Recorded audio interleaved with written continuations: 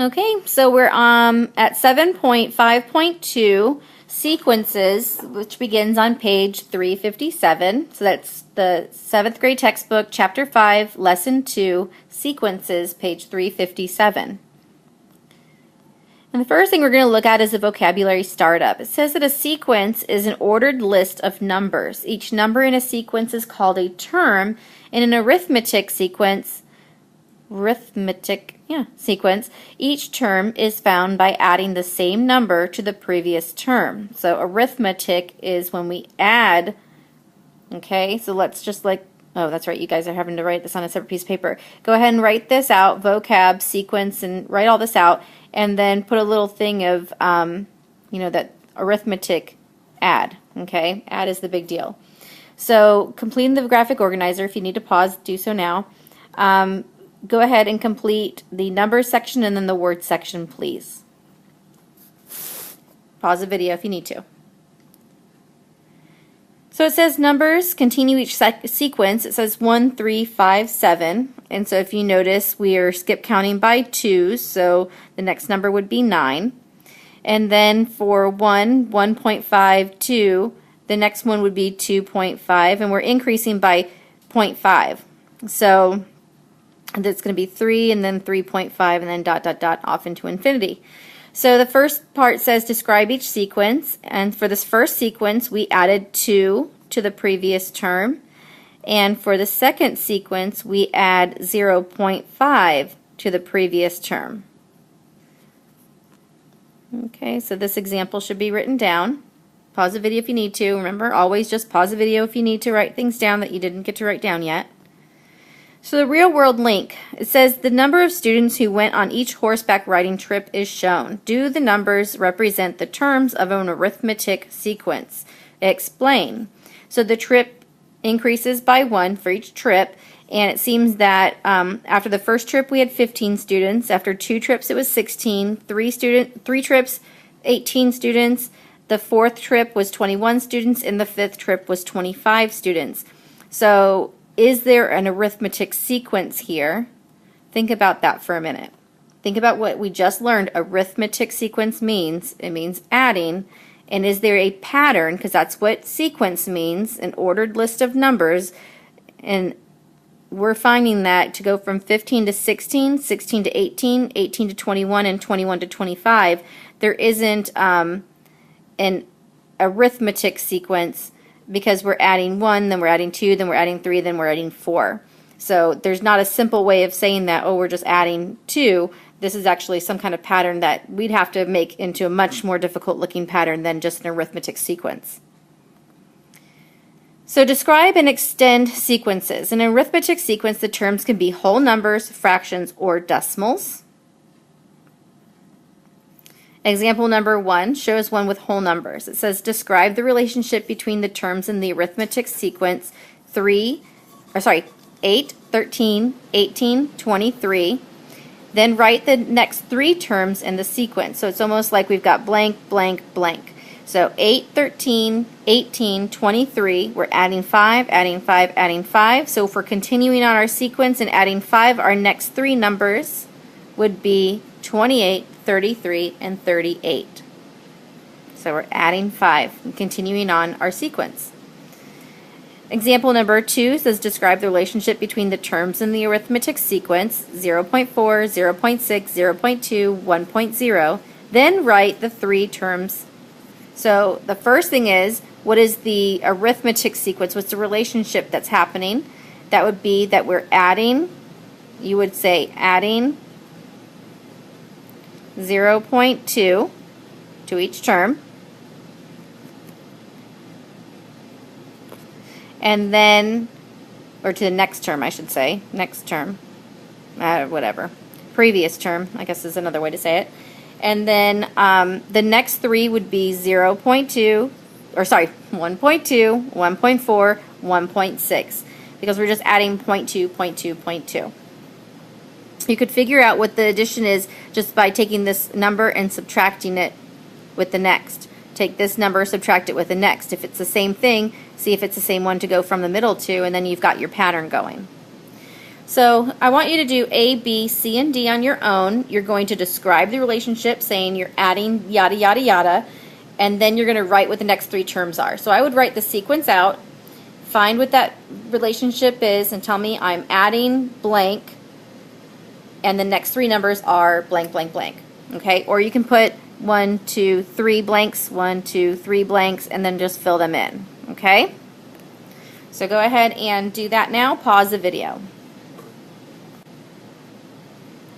Alright, so here are the answers that I have. For A, we add 13, so we've got 52, 65, and 78. And then B, we add 3, so we have 16, 19, and 22. For C, we add 0.3, so we have 2.2, 2.5, 2.8. For D, we add 0.5, so we have 4.5, 4.5, 5.0, and 5.5. And if they hadn't put the decimal point in with the 0.0, it's still the same thing. Okay, we're still adding 0.5 to every one of them. And you could just have it as 5. You don't have to have 5.0, although that's what they showed in there, so it would be helpful to look at it that way. Alright, so now it says write an algebraic expression in sequence. Each term, in a sequence, each term has a specific position within the sequence. Consider the sequence in 2, 4, 6, 8. Okay, we have the first position, the second, third, and fourth position. Notice that the position number increases by 1 and the value of the term increases by 2. So the position is 1, then 2, then 3, then 4. That's increasing by 1. And the amounts are increasing by 2. So it's 2, 4, 6, 8. So notice that. And then it says you can also write an algebraic expression to represent the relationship between any term in a sequence and its position in the sequence. And I think that's really important for you to remember the word position here, because that's what we're talking about. So in this case, if n represents the position in the sequence, the value of the term is 2 times n. So even though we're actually adding 2, if we're talking about the position, this is our third position. This is our third position. And so in our third position, it's 3 times 2 makes 6, not 3 plus 2. So you find how it's adding, but then it's ultimately going to be a multiplication problem from the position. Again, remember that key word, position. So it says the arithmetic sequences, when looking for a pattern between the position number and each term in the sequence, it is often helpful to make a table so that you can see that position numbers here, or I should say position numbers here, and then the sequence here, and you can say, okay, we're adding here, but how do I go from here to get to here? And you might see that multiplication more easily then.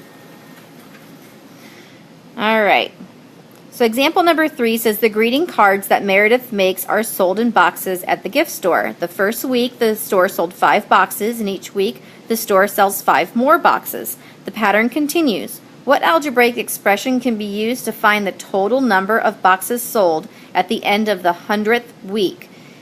What is the total? Now here's where using the position n and talking about position is really helpful, because do you really want to figure out a whole table that goes all the way down to 100 from 1? I don't think so. That would be a lot of work. So instead, we're going to look at the position and how to go from the position to get to the final answer. What's happening? So if we go from position 1 and we get 5, position 2 is 10, position 3 is 15. To go from each of those, you'll notice that you are adding from one to the next 5, but to go from position to the value is actually multiplying times 5. So I wanted to make sure that we saw that. So I got distracted by an email. That you see that from the table, okay? So each term 5 is 5 times its position, so the expression 5 times n is what we would use. And so see that it has in the table position n, the value is 5 times n, and if we substitute 100 for n, then we would be doing 100 times 5, which is 500. So in the end of 100 weeks, 500 boxes will have been sold. Alright, so let's do E on your own. If the pattern continues, what algebraic expression can be used to find the number of circles used in any figure? Now, we're talking about the 50th figure. So this is figure 1, 2, 3. Those are the positions, right? Think of them as your positions. And you don't want to have to do this getting all the way to figure 50. So make yourself a table.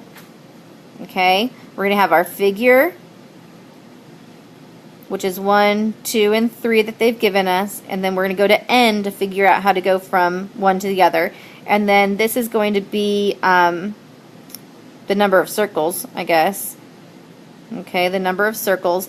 And so for figure 1, you should put 3. For figure 2, it's 6. And for figure 3, it's 9. Now I want you to figure out, what are we going to do next? So pause the video now and figure that out.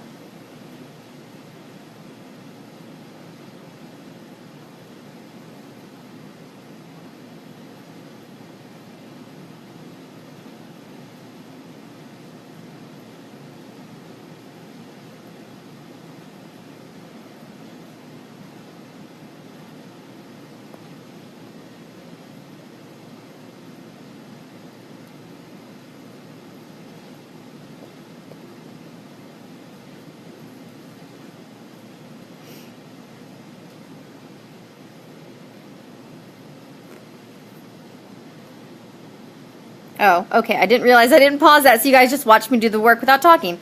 All right, so now you know what I do.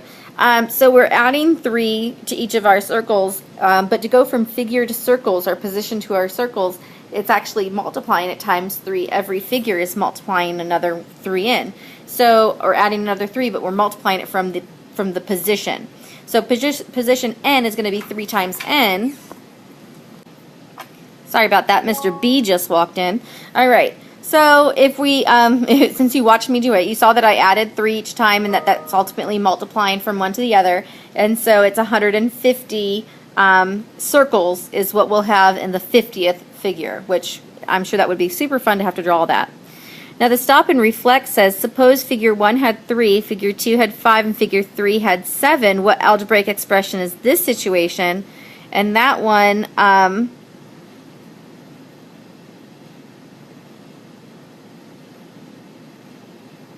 we'd have to write it out. So we've got, interesting. All right, so I want to write that out. I want to figure this one out. Hold on just a second. You can go ahead and figure it out too if it's interesting enough to you. And maybe from back in our old function days, you might have found that it would be 2 times n and then plus 1 as our function. And so that's our algebraic expression that we would use. 2 times n plus 1, because if we did times 2 plus 1, it would work for each one. All right, that ends the lesson, guys. If you have any questions, make sure you ask. We'll see you in school.